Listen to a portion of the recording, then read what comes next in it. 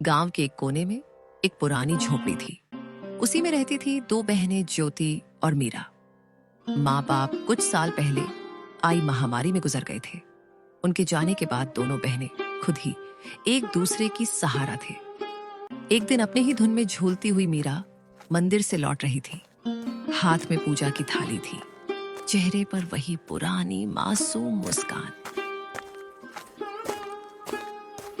अब आई है तू मीरा?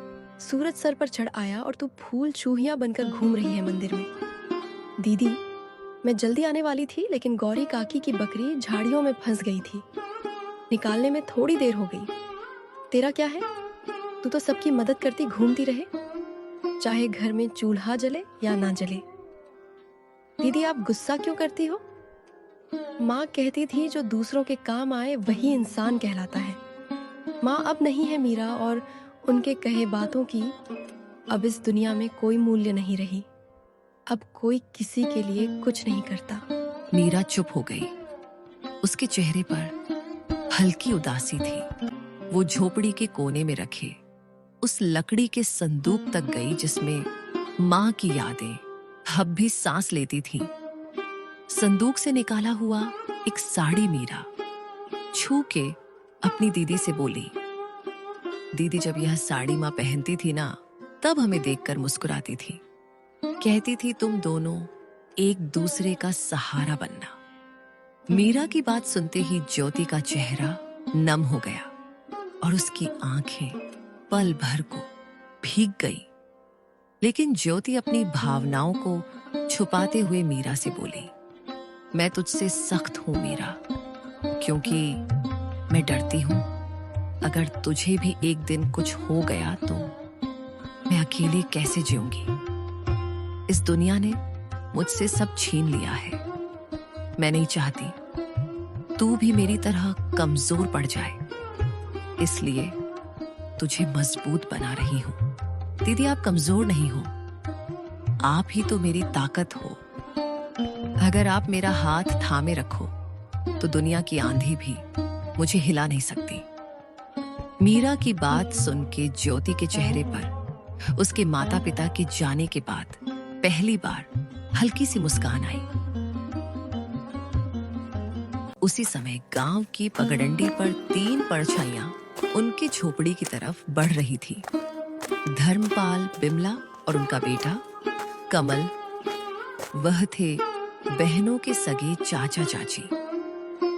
अरे ज्योति, कैसी है मेरी बच्ची? तू ठीक तो है ना? बहुत मुश्किल से जिंदगी बीता रहे होगे ना भैया भाभी के जाने के बाद। हम ठीक हैं चाचा जी, अब जो है उसी में खुश हैं। खुश झोपड़ी में तुम्हारे हिस्से की जमीन को हमारे नाम कर देती तो हम तुम दोनों को अपने यहाँ रहने देते। तुम दोनों बहुत खुश रहती हमारे साथ। हाँ मां, तुम सही कह रही हो। इनका घर भी पुराना हो चुका है और अब ये जमीन भी यूं ही पड़ी है, बर्बाद हो रही है।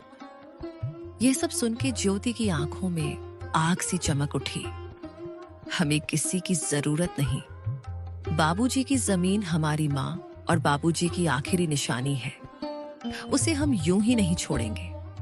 अरे बेटी, तुम्हारी जो खेतों की जमीन है वह भी तो बंजर ही पड़ी हुई है ना।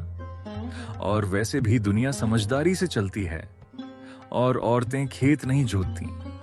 देख लेना, एक दिन रोती हुई आओगी हमारे पास, तब समझ आएगा कि रिश्तेदारों से मुंह नहीं मोड़ा करते। ज्योति को यह सब सुनाकर तीनों वहां से निकल गए।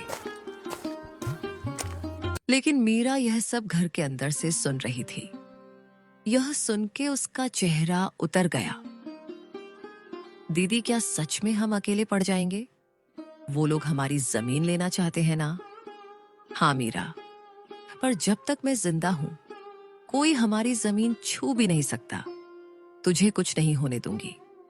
रात को चूल्हे के आगे बैठी हुई मीरा अपनी दीदी से बोली, दीदी, माँ की साड़ी मैंने संभाल के फिर से संदूक में रख दी है।